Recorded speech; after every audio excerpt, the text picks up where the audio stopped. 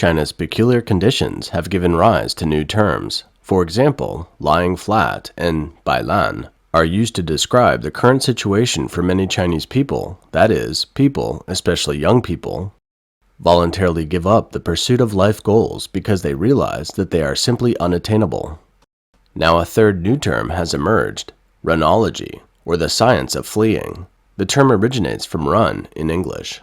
More and more wealthy Chinese are anxiously researching how they can flee China. Whether they will succeed is a big question. According to Bloomberg, the London-based investment immigration consulting firm Henley & Partners estimates that about 10,000 Chinese high-net-worth individuals are looking to leave China to escape the chaotic lockdown caused by the zero-COVID policy. The firm estimates that this could result in an outflow of $48 billion or roughly 4.8 million per Chinese tycoon. Recently, COVID-19 outbreaks have been heating up across China, with confirmed cases reported in metropolitan cities including Shanghai, Tianjin, Guangzhou, and Shenzhen. There are still up to 41 cities in China with over 264 million people under full or partial lockdown, up from 247.5 million people in 31 cities in the previous week. 247.5 million people accounted for 17.5% of China's overall economy.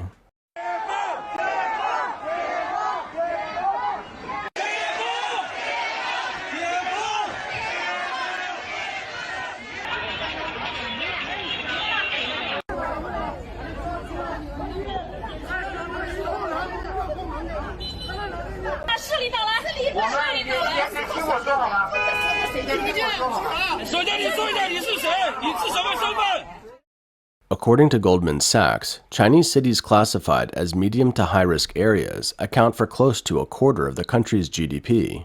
Such news again casts a shadow over the outlook for the world's second-largest economy. Many residents remain concerned that Shanghai could once again go into a state of lockdown. We did nucleic acid testing of 9 residential buildings today. Just finished. We, the neighborhood committee, property management, doctors. We do it till now. At the current speed, I don't know when we will finish the task of epidemic prevention. As long as there is one close contact individual, the whole building will be blocked and we will go door to door to do the test. If there are more than 10 buildings or 20 buildings to do, really, I don't know how to do it anymore. 无话可说啊，开会的时候就说什么全体居民去社工，什么打针啊什么的。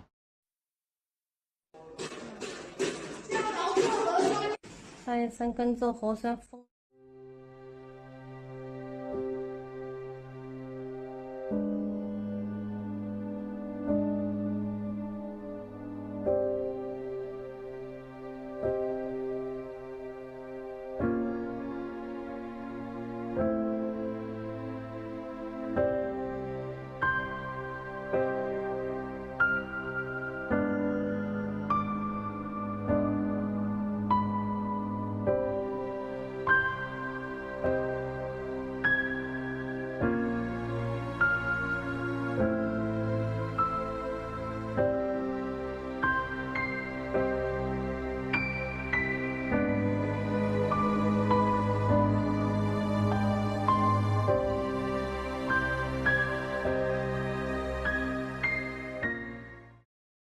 For many Chinese, the lockdowns have become a symbol of disillusionment with the government policies.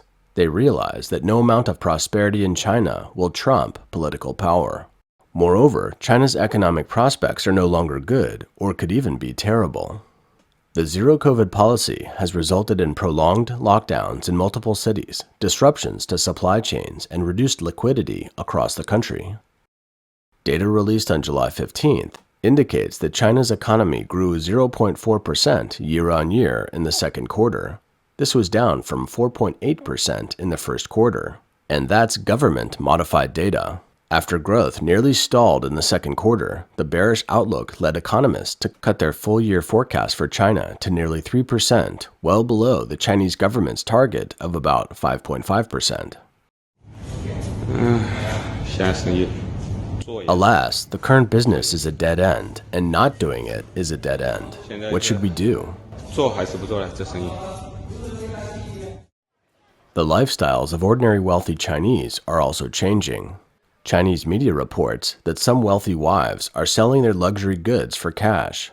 For example, brand-name bags are gifts that husbands buy for their wives when business is good. Now the family business has been hit hard, and wives look at these bags and find them boring. A person working in the luxury goods industry said, "This year, I have received many large luxury recycling orders. Some customers brought luxury goods worth 3 million renminbi, or about $445,000, including watches, bags, and some jewelry." The client was a businessman in his 30s. He encountered some difficulties and could only sell almost all the luxury items at home for cash. Under this trend, Hermès bags, which have always been known as top-notch bags, have also dropped in price in China's secondary market. What is even more striking is that many celebrities, and certainly the rich, are eagerly selling off their luxury homes, leading to speculation among netizens in China and abroad that they are planning to emigrate. Zhang Yimou, the representative of the fifth generation of Chinese directors and the chief director of the opening and closing ceremonies of the 2 Beijing Olympic Games, has landed on Weibo's hot search for selling a villa. On July 11th, local media reported that his single-family villa in Wuxi was seeking a buyer. The listing price is 35 million renminbi, or about $5.18 million. The sale is urgent, so the property is expected to close for around $4.44 million, along with the furniture valued at $740,000 that will remain in the property. The incident topped Weibo's hot search list that evening, with more than 110 million views. Although his wife responded that there is no urgent sale, it could not stop the curiosity of netizens. Because director Zhang should not be short of money, and $5 million is a small amount of money for him, why is he so anxious to sell his real estate at a low price? Is he planning to flee China? In February of this year, Zhang Yimou's wife revealed a detail on Weibo. Zhang, who assumed the role of chief director of the opening and closing ceremonies of the 2022 Beijing Winter Olympics, told his family at the time, "If the opening ceremonies are successful, that's all. If we screw up, our family will have to flee." In addition to the renowned director, Chinese netizens have uncovered news that a group of Chinese billionaires such as well-known entertainer Jet Li and well-known CCTV host Dong Qing are all selling their properties. Netizens commented, "Those who took the first-class seats have already seen the iceberg, and those who took the third-class seats are still feeling proud and wonderful." Many Chinese stars have changed their nationalities. For example, Jet Li has changed to Singaporean. The selling of real estate may be affected by the current real estate crisis, or it may be preparing to shift the focus of their careers outside China. Chinese supermodel Liu Yan has lived in Shanghai for many years. In June this year, she announced on WeChat that she decided to return to France. This time, she left forever. Before leaving, she vacated the house where she had lived for 8 years. Well-known Chinese actress Liu Liping shared a video of former Japanese Prime Minister Abe playing the piano on Weibo on July 9th, and attached a crying emoji to mourn. The post received 130,000 likes, and at the same time, it also attracted a lot of abuse and attacks from Little Pink. Eventually, the post was deleted. Some Little Pinks reported to the authorities and warned Liu that she would destroy her own career. It is not clear what nationality Liu has. Previously, it was rumored that she had received a green card to immigrate to the United States, but some information indicates that she is still a Chinese national. Previously on July 4th, she posted a video of fireworks and a quote from former U.S. President John F. Kennedy on Weibo to celebrate the U.S. National Day. At the time, her address shown was the United States. A Chinese entertainment critic posted an article on July 10th questioning why Weibo administrators didn't ban Liu Liping and accused her of posting Happy Birthday America on July 4th, Independence Day. On July 11th, Liu was banned on Weibo. This is a reflection of the situation of the rich. No matter how much money, status, and fame they have, they cannot resist the iron fist of communism. The Bloomberg report cites a case in point. Harry Hu, a 46-year-old Shanghai restaurateur, said he has recently sold 2 upscale restaurants for about $3 million and hired immigration lawyers and money managers in hopes of moving him and his assets out of China. In the past, he said this was something he couldn't have imagined.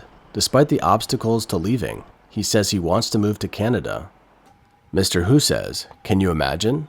Being in the most developed city in China at the beginning of the lockdown, I almost starved to death. I'm very sad, but now it's time to leave." A Chinese immigration lawyer said the number of people coming in for advice this spring was 3 to 5 times higher than a year ago.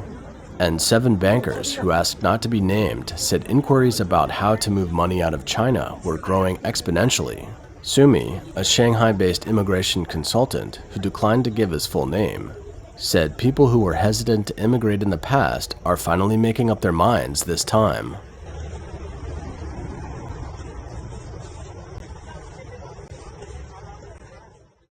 Popular immigration locations include the United States, Singapore, Australia, Canada, and some European countries. However, some of these countries have tightened their immigration procedures or scaled back their investor visa programs. As a result, places with relatively low investment requirements, such as Spain, Portugal, or Ireland, may become more popular. How to get the money out of China is a tough issue. Chinese citizens are only allowed to convert $50,000 worth of renminbi into foreign currency each year. Wealthy Chinese have found ways around this rule, including using cryptocurrencies or engaging in private transactions with overseas counterparts looking to send renminbi into the country. But the Chinese government has stepped up its overall crackdown on cryptocurrencies, while private transactions have become increasingly difficult as fewer people want to move money into China. In addition, it has become increasingly difficult for Chinese citizens to move large sums of money out of China as various sectors become more cautious about investing in China. Airfares are quite expensive during this period, with one-way tickets from Singapore to Shanghai on China Eastern Airlines costing between $7,460 to $10,590 during the period from July to September. The wealthy don't mind expensive tickets, but another problem they face is that there are very few international flights. According to consulting firm Veriflight, at the end of June this year, the number of international flights in China this year, including those to Macau, Hong Kong, and Taiwan, is about 4% of what it was before the COVID-19 pandemic. In the southern city of Shenzhen, for example, most international flights to China have been canceled. Ports have been blocked, and the border with Hong Kong is now completely closed. The toughest part is the passport. Harry Hu, the Shanghai restaurant owner mentioned earlier, has been slow to receive a response to his visa and passport renewal application, despite having submitted it more than a month ago. Just obtaining the documents needed to leave China is much more difficult these days than it used to be. Since late 2020, the Chinese government has been discouraging non-essential travel, citing epidemic prevention. In May, the Chinese Immigration Bureau said it would strictly limit unnecessary outbound travel by citizens and tighten the approval of entry and exit documents. According to official Chinese data, passports issued in the first quarter, including new and renewed passports, were down 95% from the pre-pandemic period. If people's passports have expired, the odds of them being able to get a renewed passport are very slim. Recently, Chinese netizens have been reporting on social media platforms that people have had their passports cut.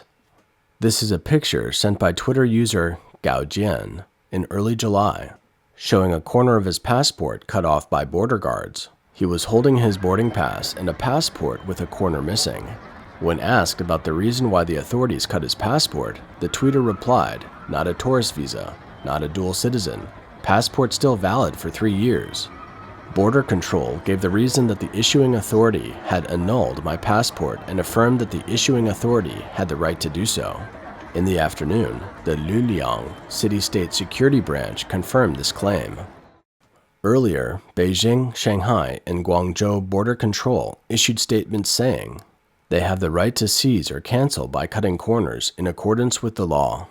A person familiar with the work procedures of border control officers at international airports told Radio Free Asia, "When your passport is indicated as problematic in their system, the border control officer will light up a red board to show that your information is being verified. And when you finish reading the information on it, you will immediately show a blue board, which is a prompt for the armed police to come over immediately. About 5 to 6 of the armed police will come." He also said customs never used to check ID cards, but now they have to check ID cards to determine where you are from. For example, you are from Hebei province, border control officers will shout, "Is there any armed police from Hebei? If no, you will be released." This is the expansion of efforts to maintain stability. That is, although the communist authorities have not explicitly tightened restrictions on immigration, it is clear that immigration has become more difficult with longer passport processing times and more demanding document clearance. In the future, there will only be more and more obstacles. Last year, the leader of the Chinese Communist Party, Xi Jinping, launched the Common Prosperity Campaign. Under the huge pressure of inequality between the rich and the poor, a group of entrepreneurs, rich people, and star artists were successively purged and their wealth looted, and there has been round after round of tension between the rich and the communist government. Today, relations between the two sides are strained. If the country's doors are opened, it is foreseeable that the scale of the brain and wealth drain from China will be very large, probably the second largest to Russia. For the wealthy Chinese, don't underestimate the determination of the Chinese Communist authorities to stop and intercept. If one intends to flee the country, with a little hesitation and some hang-ups, there may be no more opportunities.